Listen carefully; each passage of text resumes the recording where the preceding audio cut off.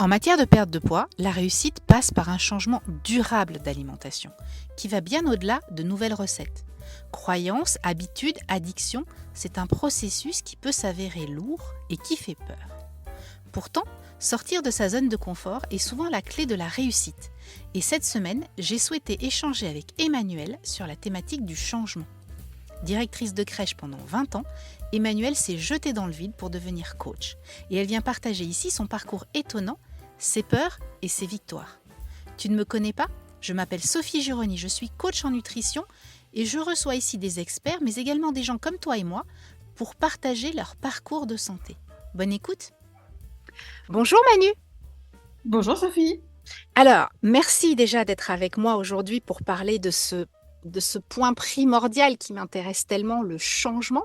On va pas être aujourd'hui dans un parcours de santé classique parce qu'on va pas forcément parler de santé, mais on va parler du changement. Avant toute chose, j'aimerais que tu te présentes. Dis-nous qui tu es. Alors, qui je suis? Je m'appelle donc Emmanuel ou Manu donc pour les intimes. Je vis à Paris, j'ai 48 ans. Aujourd'hui, je suis coach professionnel. Donc mon métier a plusieurs facettes. J'accompagne à la fois des dirigeants d'entreprise, à la fois des particuliers dans ce qu'on pourrait appeler le coaching de vie. Et puis j'ai aussi, et c'est dans ce cadre qu'on s'est rencontrés d'ailleurs, j'ai une facette qu'on pourrait qualifier de influenceuse, bon, un peu bizarre comme terme, mais où je publie du contenu sur les réseaux sociaux pour aider les gens à se connaître en fait. C'est top.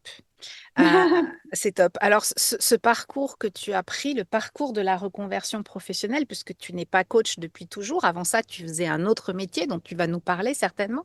Ouais. Mais il y a quelques années, tu as décidé de démarrer ce parcours et je me souviens de tes débuts parce qu'on avait échangé à l'époque. Tu as pris un parcours risqué. Est-ce qu'il y a quelque chose qui a déclenché cette envie de changement? Est-ce que c'est venu d'un coup? Est-ce que ça a été un cheminement? Est-ce que tu peux nous parler du parcours que tu as fait pour te reconvertir? Ouais, alors moi avant j'étais directrice de crèche, donc j'étais dans la fonction publique. J'étais mariée, bon, j'avais des gosses, je les ai toujours. Euh, Ils sont grands maintenant. je Ils vais sont pas grands. tout enlever, mais en fait autour de la quarantaine, je m'ennuyais vraiment. Je commençais à avoir fait le tour de mon métier sans vouloir forcément en changer. Euh, et en parallèle, j'ai entamé depuis assez longtemps des thérapies diverses et variées, au départ pour aller mieux, après pour m'accepter. Et tout ça mis bout à bout, il a fallu que je fasse autre chose en fait. Il a fallu que j'apprenne des nouvelles choses.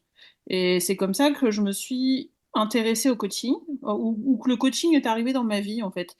J'ai pas provoqué grand-chose au départ.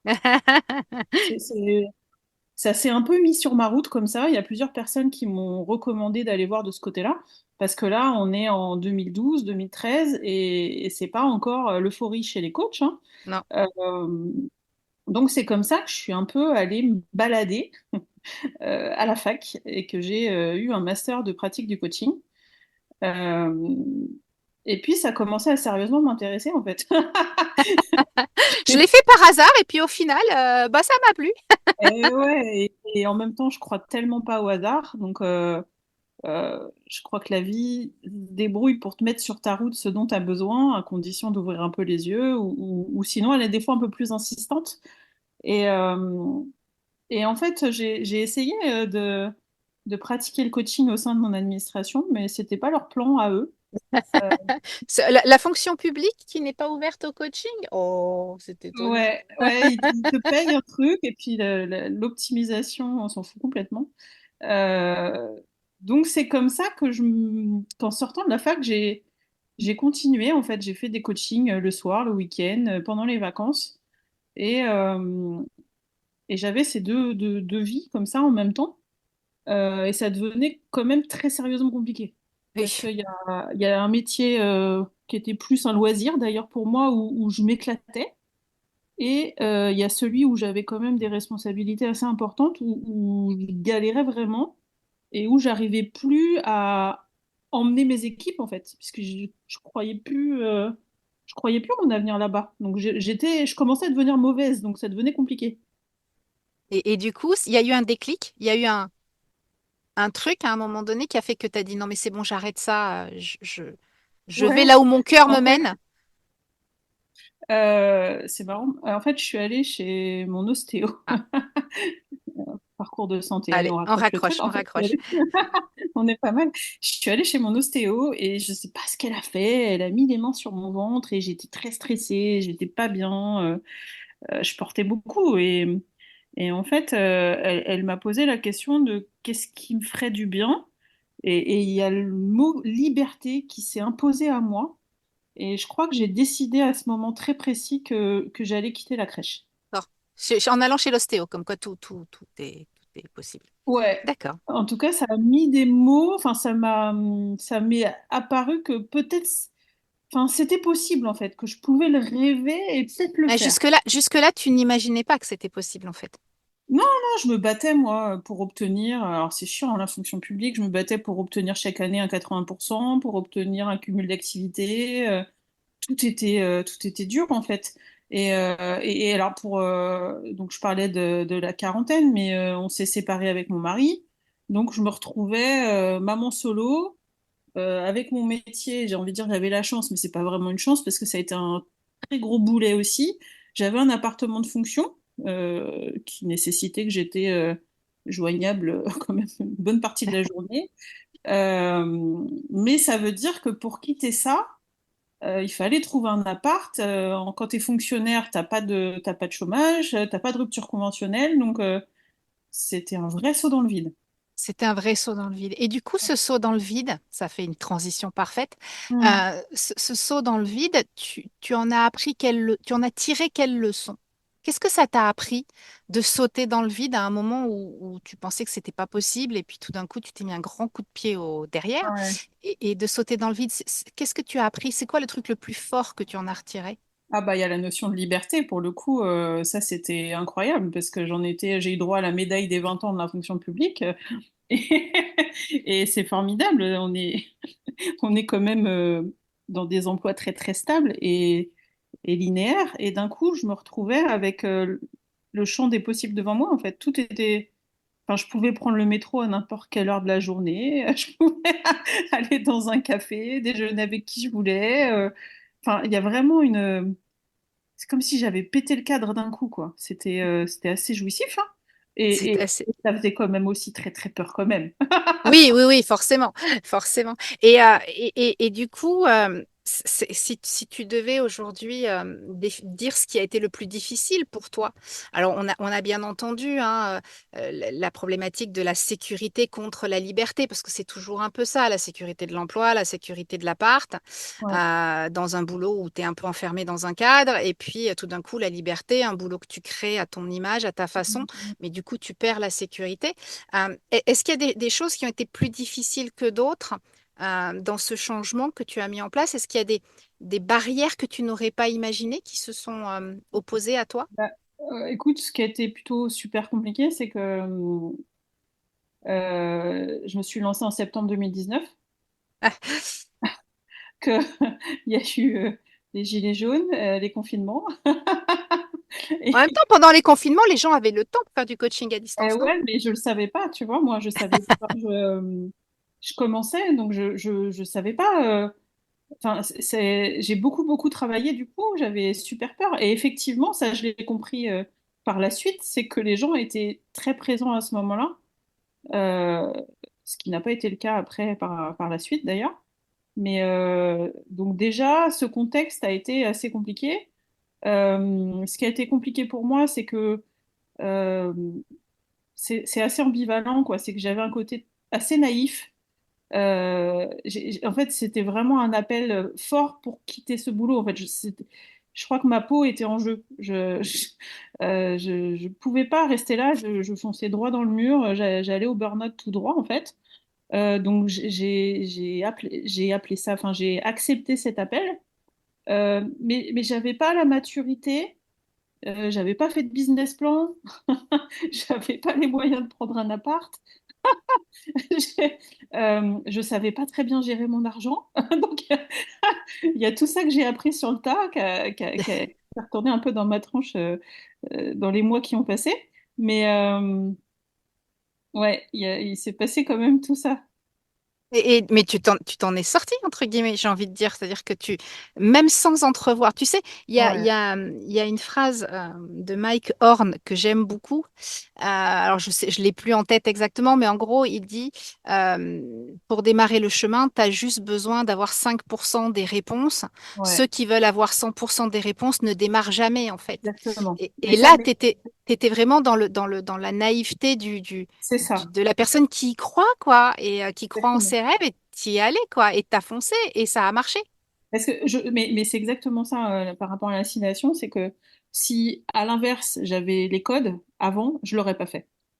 Si on m'avait dit il va y avoir des confinements, l'argent tu vas devoir la moitié, enfin tout ce que j'ai appris sur le tas, j'y serais pas allée. Et effectivement, il y a une phrase aussi que j'aime bien, c'est saute et le filet apparaîtra. Oui, Euh, c'est ça. et c'est vrai. Et c'est, en tout cas, je l'ai éprouvé. Alors, c'est le timing, tu le maîtrises pas. Des fois, la solution, elle arrive pas au moment où tu l'espères. Mais, euh, mais à l'inverse, tu vois, l'histoire des confinements et tout ça, ça m'a permis de garder l'appart quelques mois supplémentaires. Donc, ça m'a permis d'augmenter mon chiffre d'affaires. Ça m'a permis plus tard d'obtenir un appart. Donc, le timing était très juste et très parfait. Euh, mais c'est effectivement le plus important, je crois, c'est cette première impulsion qui est la plus compliquée finalement. Le premier pas, c'est le premier pas qui coûte, Ouais, hein, toujours. Hein, Moi, je dis toujours à mes clients, adoptez la stratégie des petits pas, quoi. N'essayez pas de viser la perfection et arrêtez de penser à vos objectifs là tout de suite. Là, ouais. pensez à qu'est-ce que je dois faire demain pour me mettre dans le bon sens, dans le sens de la marche pour aller vers ça, quoi. Et juste demain, ça suffit. C'est pas la peine de regarder. J'ai beaucoup de gens, moi, qui m'envoient des messages quand j'envoie des newsletters ou des choses comme ça en disant ah ouais, j'aimerais bien commencer, mais bon, dans 6 mois, je pars en vacances all inclusive, alors du coup, je sais pas comment je vais faire. Et je leur dis, mais c'est pas grave, on s'en fout. Oui, mais dans 2 mois, j'ai un mariage. Oui, mais la semaine prochaine, c'est les vacances. Mais on s'en fout, en fait. Qu'est-ce que tu peux faire demain, là, pour faire un truc déjà qui va dans le bon sens? Et puis le surlendemain, tu feras le pas d'après, et le pas d'après, et le pas d'après. Tu sais Et même c'est pas vrai ce qui va se que passer. En général, tu sais pas. Tu peux pas mais tu sais anticiper pas, tu peux pas anticiper. T'as beau essayer de voir tous les coups d'avance, tu peux pas anticiper. ça. Il y a une très jolie fable d'ailleurs. Alors pareil, je me rappelle plus de la fable dans le détail, mais c'est un cheval et un petit garçon qui se retrouvent dans une forêt en pleine nuit. Et le petit garçon est très très effrayé et il dit, mais je ne vois pas le chemin, je ne sais pas où je dois aller. Et le cheval lui dit, est-ce que tu vois l'endroit où tu peux poser ton pied pour faire le premier pas? Et le petit garçon dit, oui, je le vois. Et le cheval dit, bah, pose le premier pas et puis tu verras le deuxième juste après. C'est Et en fait, c'est vraiment ça, quoi. C'est juste démarrer le premier pas et ouais. puis le changement, bah, il se produit au fur et à mesure. Est-ce que tu as eu des difficultés par rapport à ton entourage ou par rapport au regard de la société sur ce qu'on devrait faire, nous, femmes, typiquement? Alors là, moi, j'en ai rien à foutre. Au moins, c'est clair. Mais est-ce que tu t'es quand même confrontée à des remarques ou à des jugements? Non, parce que j'étais tellement déterminée que personne pouvait Personne m'arrêter. n'a osé. J'ai pas du tout laissé l'espace à ça. D'accord. Et je crois que quelque chose qui m'a aussi beaucoup aidé, c'est de m'entourer de personnes qui avaient réussi ce que je voulais faire. Oui, tout à fait. Si tu demandes des conseils à des gens qui bougent pas, qui sont dans leur peur, tu, Tout à tu, fait. tu peux pas obtenir des conseils qui vont dans ton sens. Tout à fait. Donc, C'est hyper important d'avoir une communauté, c'est ça. un environnement. Mais je crois même qu'à l'époque, d'ailleurs, quand on s'était parlé, c'était un peu dans cet ordre-là, parce qu'on s'est connus il y a très longtemps sur une Ouais, problématique de parentalité, parce que je bossais dans le domaine. Mais on avait échangé au moment où tu t'interrogeais, justement, et on avait parlé d'entrepreneuriat, parce que moi, j'étais en plein dedans aussi. ouais. Et clairement, aussi bien quand j'ai entrepris que maintenant, je vois avec mes clients qui essayent d'adopter une nouvelle alimentation, le fait de s'entourer de gens qui l'ont fait, Ouais, carrément. C'est hyper important parce que ça renforce vachement ton intime conviction que toi aussi tu peux le faire en fait. Et malheureusement, souvent dans notre vie perso, on n'est pas forcément entouré. Alors toi, c'est dans le domaine du coaching, moi, ça a été dans l'entrepreneuriat, mais on n'est pas toujours entouré de gens qui sont capables de le faire ou qui ont envie de le faire. Et du coup, leurs conseils, effectivement, sont basés sur leurs peurs propres et pas Exactement. sur les nôtres. Mais t'as jamais eu la petite, l'amie ou la tati très bienveillante qui t'a dit, mais t'es sûre, Manu, tu te rends compte Ah, avec deux non, enfants? je te jure, je suis tellement. Oh là là, c'est énorme. Mais c'est bien parce que ça prouve en fait que quand on est suffisamment convaincu soi-même, ben on n'a pas besoin de convaincre les autres parce qu'ils Ouais, se, non, non, puis, enfin voilà, c'est mon caractère aussi, hein, mais il y avait Ouais, pas d'espace pour qu'on puisse douter de ce que je faisais, en fait. ouais, Euh, c'est ça. Tu laisses pas d'espace, exactement. non, parce que à ce moment-là, enfin, quand j'ai fait ce choix, j'aurais pu déplacer des montagnes, en fait. Enfin, j'étais Ouais. vraiment, ça occupait toute ma vie. Euh, Enfin, c'est vrai, il a fallu vraiment, euh, enfin, c'était énorme, quoi, ce que je déployais pour cette activité-là, mais c'était passion. C'était de la passion. Après, à un moment donné, Ouais. il a fallu, Alors, je dois t'avouer que mes clientes, quand elles passent à une alimentation réduite en glucides pour leur santé, c'est pas une passion. oui, c'est vrai. Donc, il y a pas franchement ce moteur de la passion derrière. Par contre, un des moteurs communs, et moi je le vois bien avec les clientes qui réussissent en fait, et qui réussissent à tenir dans le long terme, parce que réussir son changement d'alimentation, c'est pas perdre les 10, 20 ou 30 kilos qu'on a à perdre, c'est les perdre et ne pas les reprendre et s'installer dans un truc durable.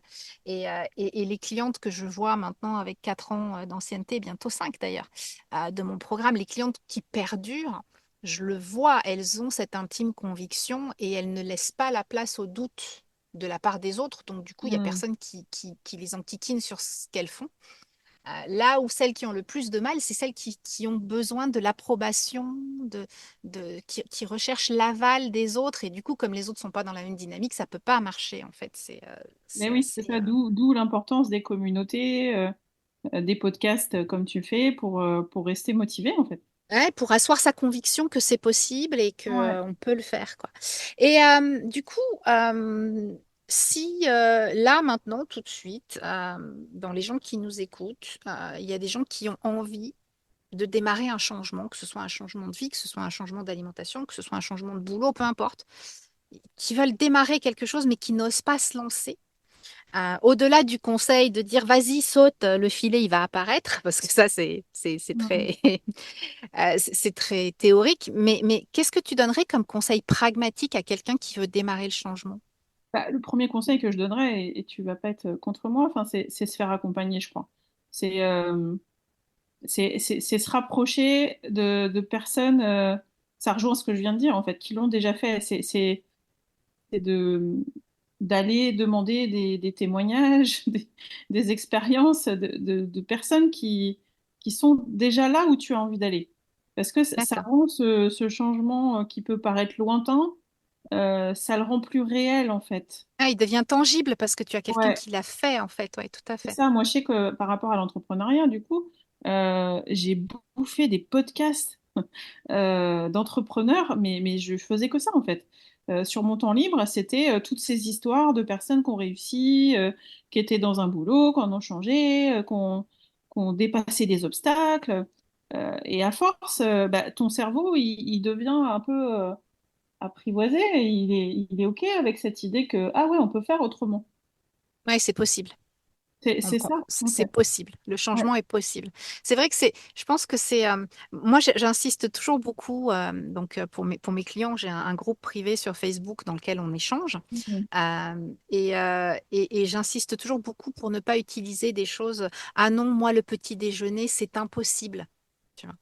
Ou ah non, mais moi, je ne peux pas faire ceci, ou etc. Et j'essaye toujours de leur faire tourner, de leur expliquer l'importance des mots, de la façon dont on exprime les choses et de ce qu'on va permettre à son cerveau, en fait. Ouais, ouais. Et clairement, s'inspirer, se renseigner sur des gens qui ont fait, qui ont réussi à mettre en œuvre ce changement qu'on vise, qu'on espère, c'est aussi effectivement un moyen de rendre le truc possible pour notre cerveau. Parce que le cerveau, moi je dis souvent, notre cerveau est un bâtard en fait, hein. Il adore nous faire croire que les choses sont compliquées, alors qu'elles ne le sont pas forcément, ou il adore nous faire croire que les choses sont impossibles parce que notre cerveau déteste le changement.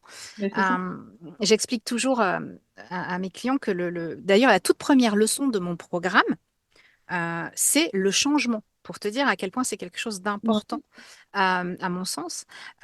J'explique toujours qu'en fait, le changement dans notre cerveau reptilien, notre cerveau primaire, c'est un danger. Parce que dès qu'on change quelque chose, on va vers l'inconnu, et l'inconnu, c'est la mort, quoi, Mm. pour le cerveau.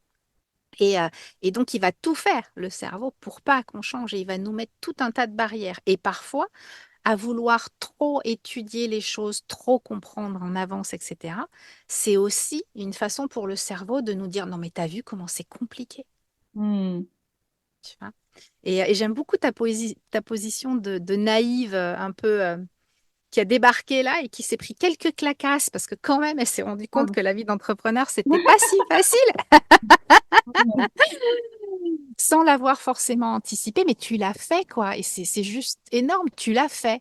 Par rapport à la Manu que moi j'ai connue, Ah bah ouais, ouais. clairement, c'est un changement radical. Et on n'a pas vu, puisque moi je te suis quand même depuis longtemps et que je regarde d'un œil Mm. curieux ce que tu fais, on n'a pas vu, même si toi tu l'as probablement vécu, on n'a pas vu toutes les difficultés et toutes les choses que tu t'es prises justement dans la gueule parce que Eh tu ben les avais oui, pas oui, oui. forcément anticipées. Mais ce qu'on voit aujourd'hui, c'est que quelque part tu as réussi ton changement et c'est énorme, Ouais. c'est top. Ouais, ouais, bah ça, enfin, j'avoue, hein, je suis assez fière de ça parce Mais que, tu peux. Je t'assure, ça tu peux là. fait, je suis dans ma cinquième année, je crois aussi, du coup. Mais Ouais. ouais, il y a pas mal d'entrepreneurs qui arrêtent avant, quoi. Puis les coachs, ils ont pullulé, mais ils sont pas tous restés. Ouais, c'est Donc, clair, bah oui, dans tous les domaines, dans le mien aussi, hein, il y a pas ben mal de oui, gens oui, qui ont c'est ça, hein. disparu, clairement. C'est clair que, alors moi, typiquement, dans le Covid, enfin, les confinements m'ont porté. Alors moi, j'ai démarré un peu avant toi, puisque moi, j'ai lancé le programme en mai 2019. D'accord. euh, Sachant que, pour le coup, moi, quand j'ai lancé le programme, j'avais déjà une communauté qui me suivait, puisque j'ai lancé mon programme à la demande de ma communauté. C'est-à-dire que c'était Yeah. moi, j'avais une communauté, parce que tu le sais, je suis une blogueuse dans Ouais. l'âme, et j'avais un blog sur l'alimentation réduite en glucides. Et quand j'ai décidé de quitter mon emploi pour vivre dans mon camion, je me suis dit, oh, bah, tiens, je pourrais peut-être faire un truc avec ça, mais j'imaginais pas faire faire un programme. Et puis, en fait, en même temps, j'avais écrit mon premier livre de recettes parce que les éditions Thierry Soucard m'avaient demandé d'écrire un livre de recettes. Et donc, ça s'est produit que je me suis retrouvée à chercher un peu ce que j'allais faire après mon boulot, puisque j'en avais un peu marre, moi aussi, du boulot que j'avais. Mm. Et on m'a dit, mais deviens coach, tu pourrais coacher des gens, tout ça. Et j'ai dit, non, coach en one-to-one, je me sens pas, je vais faire ce que je sais faire, je vais créer un programme. Mm. Et donc, je me suis lancée en mai 2019 et très clairement, les premiers confinements apportaient mon lancement. Enfin, ça a été le grand coup de pied au derrière qui a permis de lancer mon activité parce que oui, effectivement, les gens avaient du temps. Mais tu le Euh, savais, ça, au moment où tu le vivais? Moi, je suis capable de le dire après, tu vois. Mais quand je le vivais, je me disais juste, hop, hop, hop, qu'est-ce qui va se passer, quoi. euh, alors, par contre, moi, pour le coup, l'entrepreneuriat, c'est pas nouveau Oui, oui, c'est puisque vrai. Tu as déjà apprivoisé les vagues, toi. j'ai déjà apprivoisé les vagues. J'ai quand même repris mes études en faisant un cursus stratégie, management, donc Ouais. tout ce qui était développement d'activité, création d'un produit, toute la partie financière, le business plan, etc. Moi, je l'avais T'es un peu déjà. moins naïf que moi. Ouais, je suis un peu moins naïve que toi pour le coup. Après, je ne savais absolument pas euh, que j'allais me lancer dans un truc qui deviendrait ce que c'est devenu aujourd'hui, hein. Ben oui. Je pensais pas en faire, je pensais pas en faire mon activité principale. Pour moi, je lançais ce truc-là et puis je faisais quelques missions en freelance, en marketing à côté, comme j'avais fait pendant très longtemps. Mm. Donc oui, clairement, je le savais pas quand je le vivais, mais j'ai senti assez vite quand même. Mm. Que ça pouvait accrocher et que si je me donnais les moyens d'eux, j'allais développer l'activité pour en faire une activité principale. Et c'est pour ça d'ailleurs qu'à ce moment-là, j'ai suivi des cursus de formation vraiment dans le domaine parce que je voulais en faire mon boulot et que je voulais être un petit peu outillée pour ça et que sans faire de formation au coaching en nutrition, je ne me serais pas lancée dans le coaching individuel avec mon programme. Ouais. Donc voilà, j'ai évolué aussi, hein.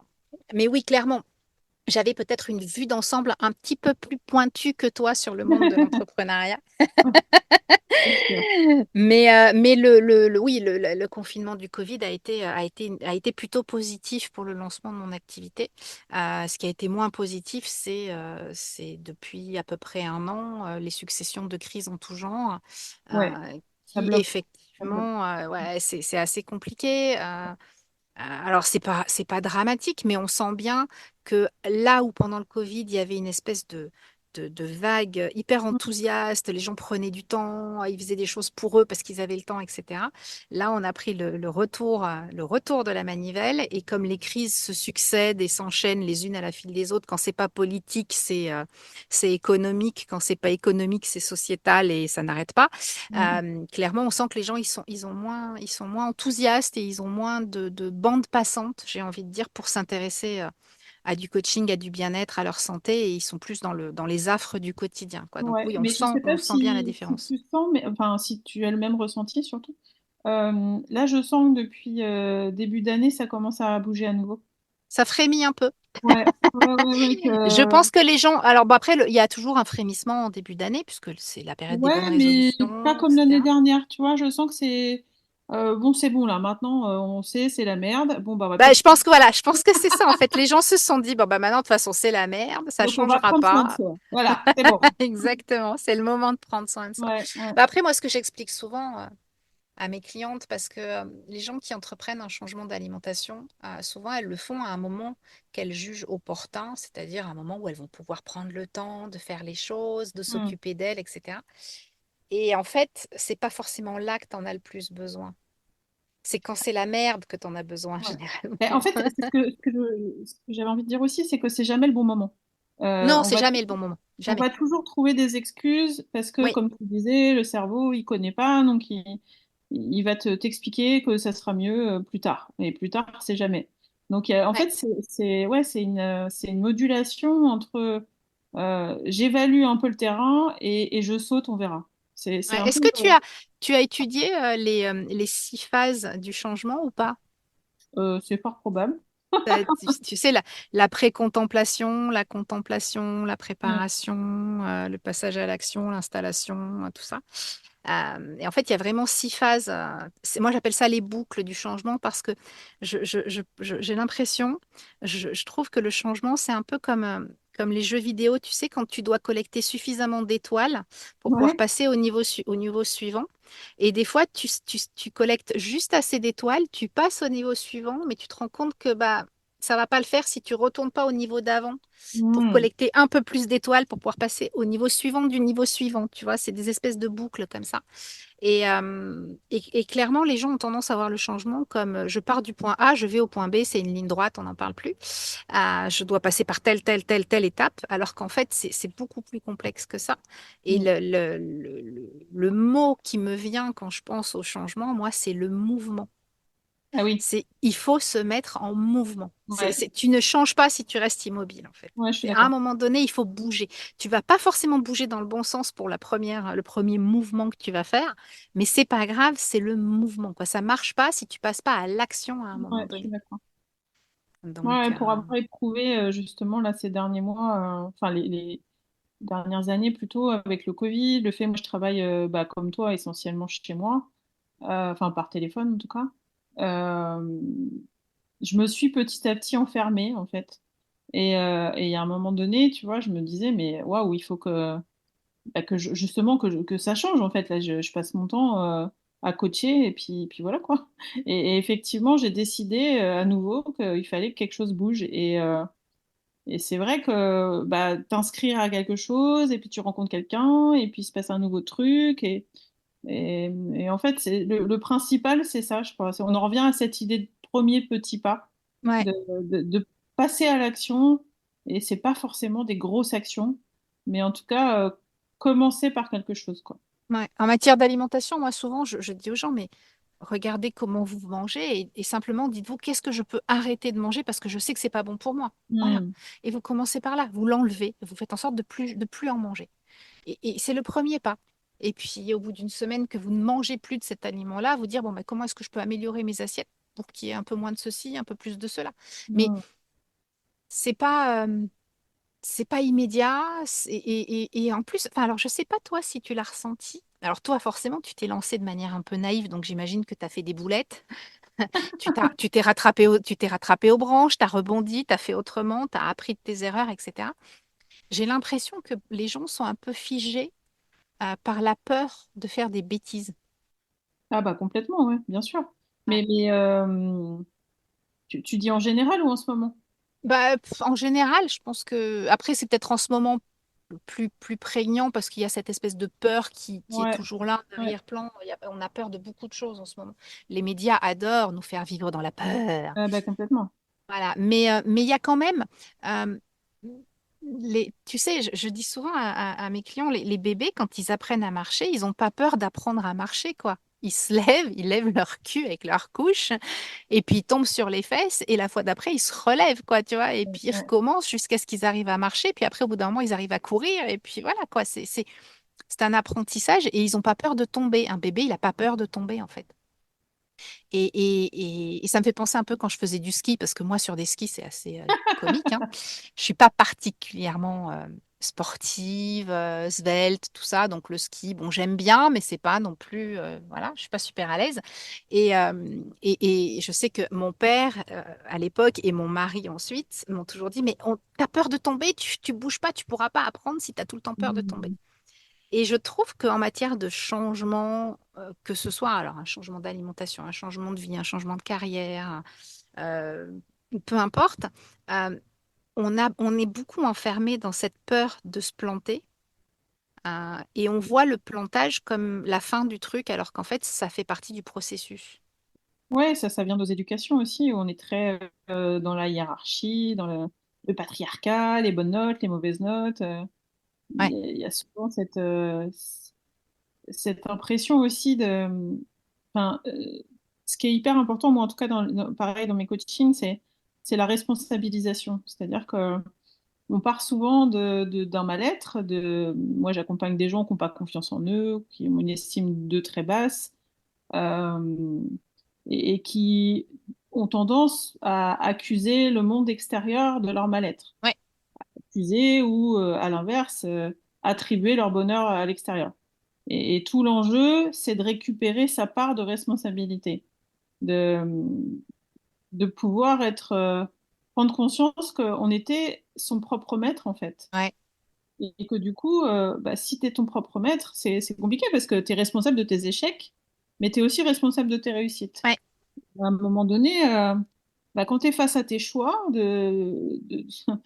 t'as plus l'excuse en fait. Et c'est à ce moment-là, je crois que ça peut être douloureux et en même temps très salvateur. Ouais, ouais, c'est clair. La responsabilisation, souvent, moi, j'explique toujours que c'est un choix, en fait, que tout ce qui nous arrive, c'est toujours la conséquence d'un choix qu'on a fait à un Mhm. moment ou à un autre. Euh, et parfois, c'est des choix très lointains.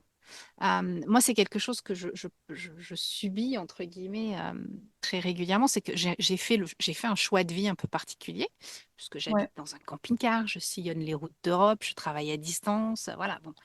Euh, Ce choix-là, je ne l'ai pas fait du jour au lendemain en disant, tiens, je choisis, maintenant je lâche tout et je vais vivre en camping-car. C'est pas ça, Tu l'avais même pas anticipé d'ailleurs. Pardon? Tu l'avais même pas anticipé, ça s'est Ça enchaîné. s'est enchaîné parce que c'est une succession de choix. Ouais, ouais. Et en fait, souvent, il y a des gens qui me disent, oh, mais t'as de la chance. Ça, je T'as supporte de la pas. chance. Et, Ça se provoque, la et en chance. fait, ouais, mais c'est souvent les mêmes personnes qui, eux, sont dans une dynamique de moi, j'y arrive pas parce que j'ai pas de chance. Tu vois. Bien Les sûr. autres ont de la chance et sous-entendu, eux n'ont pas de chance. Alors qu'en fait, effectivement, j'ai pas choisi de vivre dans un camping-car du jour au lendemain, mais ça fait 20 ans qu'avec mon mari, on a euh, une démarche d'épargne, qu'on a choisi de ne pas acheter des grands appartements ou des grandes villas, mais plutôt des choses plus modestes pour pas être pris à la gorge par notre crédit, que, tu Mm. vois, enfin, toute une succession de petits choix qui n'étaient pas forcément des choix faciles ou des choix évidents quand on les a faites, mais qui nous ont permis à 46 ans de dire bah, le crédit, on va presque pouvoir le rembourser intégralement quand on va vendre notre appartement. On a la liberté d'eux, etc. Et en fait, à chaque fois, ça s'est débloqué parce que ça fait des années qu'on fait des petits choix dans un bon sens, en fait. Ouais, et là, tu touches du doigt aussi quelque chose, je pense qu'en alimentation est important, c'est que euh, on cède au plaisir rapide. La gratification immédiate contre la Ouais, gratification, et tout à ouais, fait. C'est quelque chose dont je parle beaucoup, le côté cigale ou le côté fourmi, en fait. Est-ce que ouais, tu veux te faire plaisir maintenant ou est-ce que tu veux te faire du bien tout court, quoi? ouais, c'est ça. Voilà. Et je dis Et toujours que la discipline, c'est la différence entre ce que tu veux maintenant et ce que tu veux vraiment. ouais, c'est ça. Tu vois. Être capable de dire non, oui, effectivement, j'ai pas besoin d'aller m'acheter un croissant le matin en arrivant au boulot pour me sentir bien. Parce qu'en plus, je vais me sentir bien 5 minutes, mais après, je vais me culpabiliser pendant 3 jours. Ouais, j'imagine que, Voilà. enfin, il y a moi, un thème qui est hyper important pour moi, c'est les émotions. Oui, oui, oui. Donc, c'est sûr que les émotions, quand t'es pas habitué à ressentir ou que tu as tellement ressenti que tu veux t'anesthésier, euh, bah, tu vas rapidement trouver la solution. Ouais. La solution facile. Ben oui, et c'est là où du coup ça nécessite d'aller creuser, de se faire accompagner Ouais, ça, pour c'est la gestion des émotions, c'est quelque chose de très compliqué. Alors, en matière d'alimentation, c'est vraiment quelque chose de très, très présent. Euh, Parce que et effectivement oui, le doudou chocolat, le doudou bonbon, doudou biscuit, le pain chaud, le machin, le truc, c'est un super pansement quand on s'est fait bobo quelque part. Et il y a une chose aussi euh, sur laquelle j'insiste souvent, c'est le fait de, pour ne pas manger ses émotions, il faut apprendre à les digérer, et à les ressentir du coup. à les ressentir, à les accueillir, à les décortiquer, à voir ce que ça éveille en nous et à les vivre pleinement avant de les laisser partir, quoi. Et ça, c'est un truc aussi, je suis persuadée qu'il y a dans la société euh, une, euh, une incapacité à accueillir la douleur, en fait. Euh, je ne sais pas comment l'exprimer. J'en ai parlé pendant un live. Aujourd'hui, tout va très Ouais, vite. faut pas avoir mal, on Euh, peut plus avoir mal. tu peux pas, enfin, si tu arrives au boulot, que tu es un peu déprimé, que tu n'as pas envie de sourire aux gens, les gens, c'est oh là là, tu fais la gueule, tu pourrais sourire, machin. Et en fait, il y a cette injonction à être heureux. Il faut être heureux, il faut sourire. Et ce côté un peu express de la douleur, tu vois, on passe vite, vite à autre chose de différent. Moi, je me souviens, j'ai eu la chance de connaître mon arrière-grand-mère et elle était originaire du Piémont en Italie et je passais toutes mes vacances là-haut. Et elle me racontait toujours que quand elle était enfant, quand il y avait une personne qui mourait dans le village, toute sa famille, cousins y compris, portait le deuil. Et en l'occurrence, les hommes se laissaient pousser la barbe, ce qui était assez Mm. rigolo parce que j'en avais jamais entendu parler dans cette région-là du monde. Mais les hommes se laissaient pousser la barbe pendant 1 an. Et les femmes portaient le deuil de leur mari, de leur frère, machin. Elles étaient habillées en noir pendant 1 an et c'était hors de question d'y déroger. Tu vois, on vivait le deuil pendant 1 an, quoi. On prenait l'émotion en pleine face et on la gardait, on la, on la vivait ensemble, on la mettait en communauté Ouais. euh, et on la digérait. Aujourd'hui, Et cette notion de rituel aussi qui est ouais, importante qu'on a mais perdu. aujourd'hui, quand tu perds un proche, tu as 3 jours d'arrêt de travail, quoi. Ouais, il n'y a plus de rituel, il y a très peu de rituels aujourd'hui. Ouais, il y a très peu de rituels et il y a très peu de prise en compte de cette notion de digestion, d'acceptation de la douleur. Moi, je dis toujours, on n'est pas responsable des émotions qui nous traversent. Elles nous traversent parce qu'il y a tout un tas de choses qui font qu'on va ressentir une émotion. Par contre, on est toujours responsable de ce qu'on va en faire. Et, et- et être capable de l'accueillir, de la comprendre, de la décortiquer, euh, Mm. de voir ce qu'elle éveille en nous, de comprendre pourquoi est-ce qu'elle éveille ça en nous, etc., de bien décortiquer la situation, etc. C'est un moyen de l'accepter et donc de la digérer sans avoir besoin d'aller manger le paquet de petits lus des enfants. Ouais, mais c'est vrai qu'il y a une phase pour en être passé par là où c'est douloureux et c'est pas évident de ressentir à nouveau dans son corps. Là où finalement, j'imagine, ou en tout cas moi c'est ce que j'ai vécu, Si je compense par la nourriture, c'est bien parce que je voulais plus souffrir. Tu vois, c'est qu'à un Ouais, moment donné, je souhaitais, c'était la solution rapide pour m'anesthésier. Et faire le chemin inverse, de reprendre contact avec ton corps, d'accepter de ressentir à nouveau, c'est très douloureux en fait. Ça ouais, nécessite du courage. ouais, tout à fait. C'est un Et peu une fuite en fait hein, quand on se réfugie dans la nourriture. C'est ben, c'est une fuite. En tout cas, c'est la solution qu'on a trouvée pour aller mieux, ouais, ouais, ouais, tout à pour fait. survivre. Mais Et je c'est des pense fois de aussi l'ordre quand de même la qu'il y a, survie. je pense qu'il y a quand même malgré tout une influence assez forte aussi du côté de la société qui refuse de voir le beau, le moche, la tristesse, tu vois. T'as pas le droit d'être triste, quoi. T'as pas le temps. T'as pas le temps, en Les fait. émotions, elles n'ont pas leur place jusqu'à il y a très peu de temps. Ça n'existait pas vraiment, il fallait les cacher. Ouais, tout à fait. C'est très récent. Moi, je sais que je me suis intéressée au sujet, ça fait 15 ans maintenant, et pareil, c'était un sujet qui était à peine connu. Alors que maintenant, on en parle de partout, mais Ouais, c'est très très récent ouais, ouais, de ouais. considérer les émotions. Et c'est pas le cas encore de tout le monde. Non, Et en fait, comme on n'a pas, loin de là, contacté nos émotions, euh, quelqu'un qui va souffrir, ça fait mal parce que ça fait résonner ta propre souffrance. ouais, Et comme il y a tout un tas de gens qui sont pas ce que je pourrais qualifier d'éveillés, bah, vaut mieux anesthésier un peu tout le monde quand même. ouais, ouais, tout à fait. Tout à fait. Non, mais clairement, il y a beaucoup, beaucoup à dire sur tout ce que peut éveiller un changement, sur tout ce qu'il faut prendre en compte. Moi, en matière d'alimentation, je dis souvent, mais vous savez, changer d'alimentation, c'est pas juste suivre des nouvelles recettes et apprendre à faire ses courses, quoi. Mm. Ça, c'est le tout petit bout. Ça, c'est le tout petit pas pratico-pratique. Mais autour, il y a toute une notion d'acceptation de soi, d'acceptation du jugement de l'autre quand il y en a, d'acceptation de la discipline au long terme, de comprendre que c'est la différence entre se faire plaisir et se faire du bien, etc. Euh, Mm. et c'est vrai que c'est hyper complexe. Après, c'est passionnant. Enfin, moi, je sais que j'ai l'impression que je suis au tout début de mon voyage professionnel pour le coup, parce que je continue à apprendre aussi bien sur la partie des émotions que sur la partie du métabolisme, hein.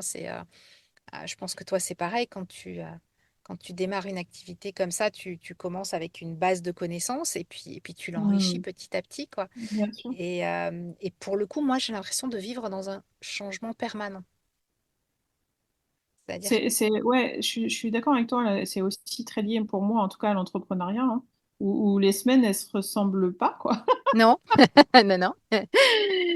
Alors, moi, j'ai réussi à créer des routines parce que je suis quelqu'un Ouais, ouais, ouais. qui est très attaché à ses routines. Mais je laisse aussi beaucoup de place à la créativité et aux idées. Euh, et Là, donc, je me rappelle tes photos avec tes feutres, ça m'a toujours fascinée. ah, j'ai plus mon Ah, mais bullet c'est pas journal possible. et mes feuilles. Mais non, parce qu'Ah, j'adorais.en camion, c'est très compliqué d'avoir autant de matos, en fait. Ouais. Donc j'ai essayé de réduire un peu la voilure. Je fais tout sur soit tablette, soit ordi maintenant, mais j'ai toujours ce principe-là des couleurs, des trucs, des machins. Ouais. Mais oui, j'ai ce côté très structuré pour justement maintenir un rythme assez rapide de travail sur les choses routinières. Mais j'ai aussi ce côté très créatif et imaginatif où je suis constamment en train de manipuler des tonnes d'idées. D'ailleurs, c'est épuisant parce que mon cerveau, il tourne tout le temps. Mm. Et de temps en temps, j'arrive à choper une idée par le petit bout de la queue là, et puis je la sors un peu, et puis je teste des trucs, et puis je réinvente des nouvelles choses. Et en fait, j'ai vraiment l'impression euh, de m'être inscrite dans un... Alors, la dynamique est beaucoup plus lente qu'à une époque, hein, parce que j'ai été quelqu'un qui vivait une vie très rapide, très occupée. Mm. Aujourd'hui, je suis clairement dans une dynamique de slow life, hein, de ralentissement volontaire. Et d'ailleurs, je suis souvent obligée de me réfréner, c'est-à-dire de me retenir en disant non, non, t'as dit slow life, là, va pas te rajouter des trucs sur le dos, c'est bon, arrête. Tu vois, obligée de repenser à cette envie que j'ai d'avoir une vie un peu plus lente et un peu plus contemplative que ce que j'ai eu jusqu'ici. Mm. Mais malgré tout, j'ai toujours des petites idées, des petits trucs que je vais attraper par la queue, que je vais avoir envie de développer. Et je me rends compte qu'en fait, c'est pas un changement permanent parce que c'est pas un changement dans le sens je change de direction en permanence, hein. C'est juste ce mouvement en fait qui est toujours là en fait. Je suis jamais vraiment immobile, installée dans mon changement. Il y a, En fait, ce que tu dis, ça me fait. Je crois que c'est un peu ça le changement, c'est-à-dire que c'est un mix entre une routine, une discipline, quelque chose qu'on décide de suivre, auquel on peut se raccrocher jour après jour, qui sera pareil, et puis tout à la fois accepter qu'une facette de nous puisse se modifier. ouais, tout à fait. Tout à fait. C'est l'impermanence en fait. Il faut être capable de comprendre que rien n'est permanent. Mm. Dans le positif comme dans le négatif, c'est-à-dire, C'est se- la nature, il suffit de ouais, regarder la oui, nature. voilà, il suffit de regarder la nature. Il y a des grands cycles dans la nature, hein, avec les feuilles qui tombent à l'automne et qui reverdissent au Mm. printemps et l'hiver, etc. Il y a des grands cycles. Il y a une capacité d'adaptation monumentale, hein.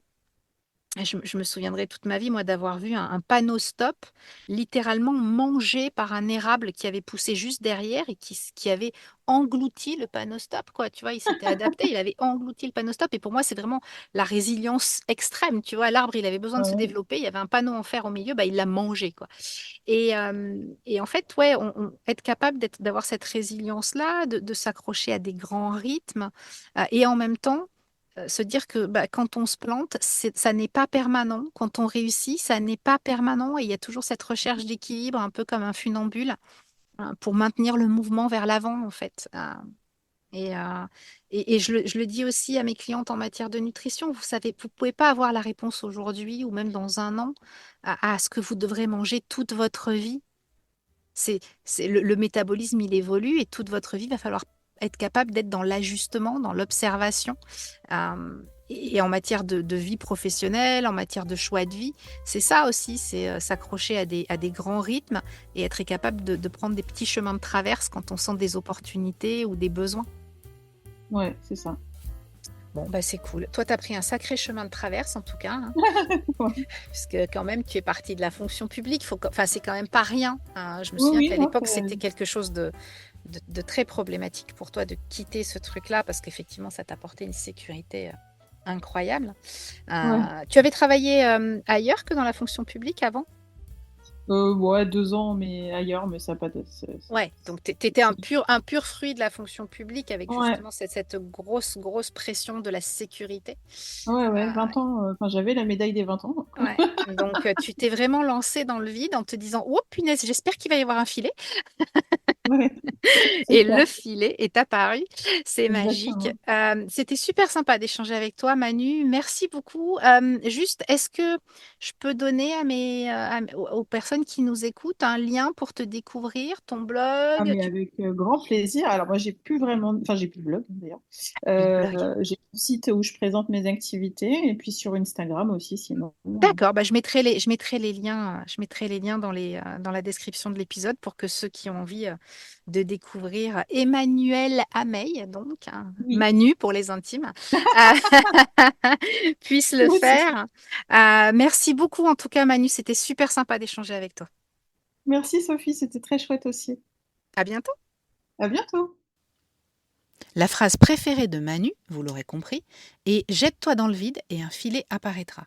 Elle illustre à merveille la nécessité de sortir de sa zone de confort pour progresser. Oui, ça fait peur, oui, ça peut être douloureux, mais c'est toujours pour le meilleur. On se retrouve très vite pour un nouvel intervenant passionnant dans Parcours de santé. N'oublie pas de t'abonner et merci pour ton écoute.